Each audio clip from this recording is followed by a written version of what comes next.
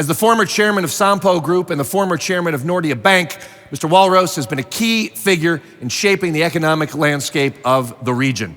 He's got decades of experience at the helm of major corporations, and with all that, his insights into leadership, strategy, and competitiveness can only be described as invaluable.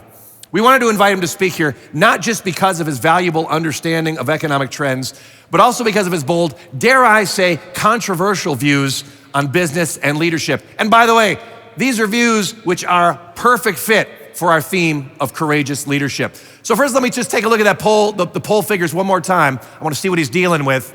Most of you see it as negative. I mean, it's a plurality. It's 47%. Only 16% of you see the current economic situation as positive for your business. Let's talk to someone who can maybe help you make sense of that by welcoming our first speaker of the day, Björn Wahlroos. I've been watching, I've been waiting in the shadows for my time.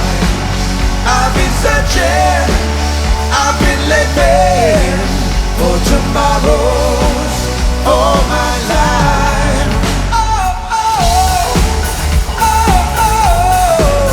In the shadows.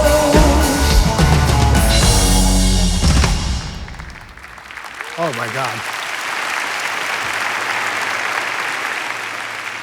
This is an impressive meeting. I've spoken to some impressive meetings, but I think this takes the prize, and the music as well. Thanks a lot for that. However, in sharp contrast to what the chap here, your MC, said, I'm not really the attraction here. I'm the lead-in. I'm kind of the low-ranking sort of rock band that sort of introduces something big. I don't even know what the rock bands today are called. I mean, my youth, there were the Rolling Stones and people like Mick Jagger is still around.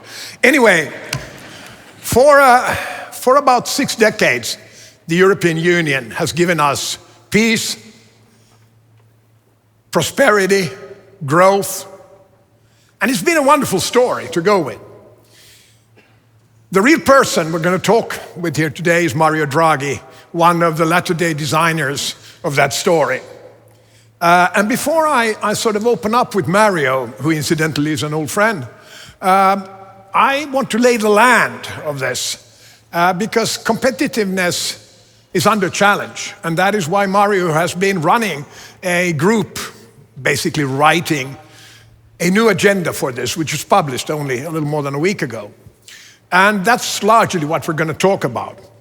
But the problem really is that no small measures will change this. Nowhere do we know this better than in Finland, where actually competitiveness and economic growth has been sort of all but completely missing for 17 years or something like that. So what we want to do with Mario is to look at some options for this, look at what he's proposing. We're going to look at leadership in Europe. And before we do that, I'll try to lay the land by saying, look, I think everybody should start by looking at themselves first. And I think the European Union, Europe as a whole, should start by some serious self-evaluation. Because things haven't really gone that well lately. And I'm not only saying we actually have war in Europe, which was partly why the EU was, or it was founded to prevent that outcome. We've also had, and this is the first and foremost problem, which Mario points out many times over, we've had extremely slow growth. Europe is lagging far behind the United States, both in general economic growth, in new initiatives, and particularly in technology, in the new technologies that seem to become the defining features of our future. We are lagging more and more behind the United States, and that is partly why Mario has written his report. There's also a huge problem with us, the Europeans, in finding what we actually are. When I ask leading European politicians, and I said, what actually defines Europe? I know what defines America, because every American is an American first, and then he's Irish, Polish, or Italian, whatever, second. In Europe, it's the other way around. We're Finnish or Swedish or Italian or French. And then perhaps later on we may remember to call ourselves European. Now, what is it that's binding us together? Now, Ursula von der Leyen came up with an explanation in her speech the other week, saying our excellent social values, our excellent social model. Now, I'm sorry, but I'm probably not the only one in this room that wants to ask the question, would you please tell us what that excellent social model is about? Because a lot of things we see around us is actually a model that produces enormous public deficits in most of the member countries. It may be excellent, but it's very, very expensive, and it doesn't seem to produce the productivity increases by which we might finance the social model in the future. Even democracy, which is one of the key elements of the European vision, is under challenge. It's under challenge from extreme groups that do not seem to share even a broad definition of our common values. But it's also, in a more technical sense, under challenge because you probably, all of you, vote in the EU elections, at least those of you who are not British or American. Have you ever wondered about the simple fact that we vote in this election, but nothing ever happens? We never get any effect of this vote. I understand we get a new parliament, but after that, I don't understand anything about the process. And as a consequence, I wonder, does democracy really work in the EU? Are we able to create change?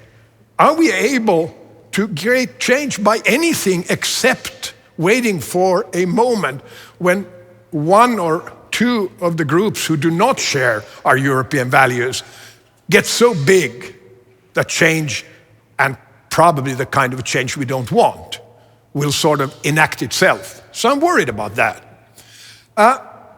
I'm also worried, of course, about things that are eating away at our competitiveness.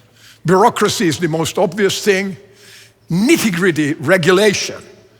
I'm not going to bore you with the details. I came up with an absolutely insane new rule that the EU has come up with. And we all meet these things every once in a while. This was on a document I needed from my Swedish authorities, and it was absolutely insane. We seem to have forgotten one of the basic ideas of Europe, which was subsidiarity. Nobody even knows what subsidiarity means anymore. It means that things that can be handled locally should not be handled in Brussels. That's the simple definition. And it's a word that everybody has forgotten. It was one of the biggest words when we joined the EU. So I think we need to get back on that process a little and think, do we actually need to centralize everything? Can we perhaps make a deal what belongs in the sort of Brussels realm and what belongs in the local area? Leadership itself, which this conference is all about, is under challenge in the European Union.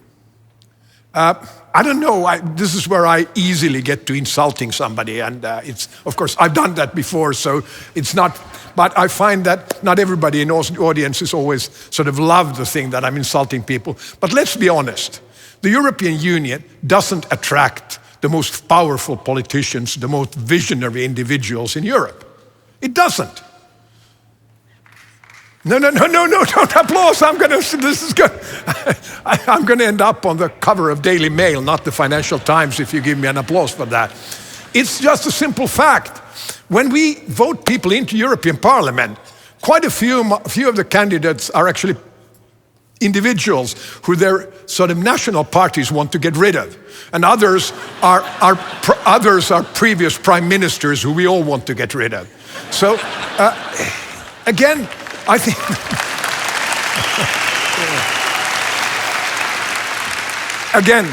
I think there is a problem here. I think we need to make Europe and the European Union more attractive for careers as well, and we really need to get the very best people to get interested in the EU and to get jobs in the EU and actually be there to take the EU to some future agenda which Mario Draghi is working on. Now, of course, there is then an additional problem which has now landed in our lap, which I already mentioned. We have a war going on in the Ukraine for almost 2.5 years now. We have a war where the EU is not directly involved, but let's remember, the Ukraine is a sort of membership candidate and a potential future EU member. And they have a full-scale war there. A horrible war, I should say. So we have to think about defense. We made enormous mistakes in our defense, particularly the Germans. The Germans have generally made enormous mistakes in everything. And defense being one of them.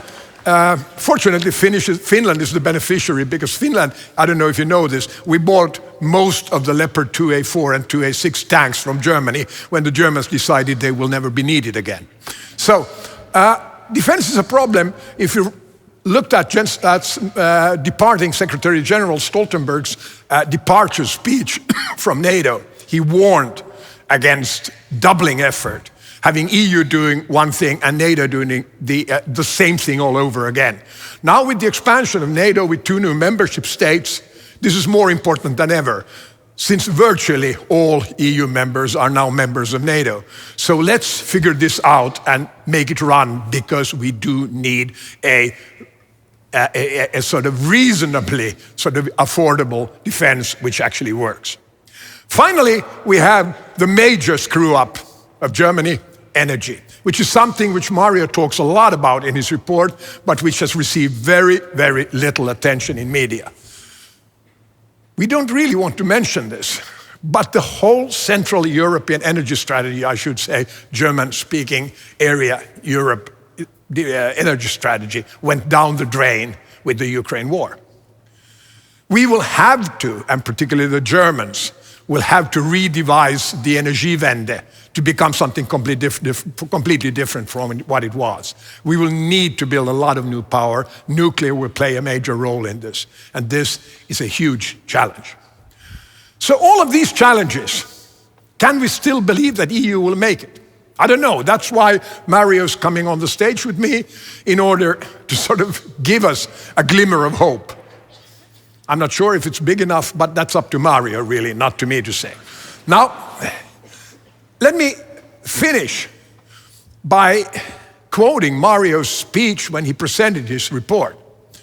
Mario essentially said there are actually 3 options. There are only 3 options for EU going forward. They are paralysis, exit, or integration. Then he says, paralysis is not a particularly good idea. Exit, we've seen, it doesn't work. I'm not quite sure it hasn't worked for Britain, but we'll get back to that at some later stage. So he says integration. I wonder if there isn't a 4th alternative, and that is to go back to our roots. Go back to Europe as a union of independent states with a strong commission, a less strong parliament, with a vision, a limited agenda, a powerful leadership agenda, and the knowledge that if Europe wants to make it on the world stage, we need a vibrant economy, competitiveness, we need powerful defense, and we need a vision of the future based on our common values. And with that, thank you on my part. I will now sit down with Mario and chat this further.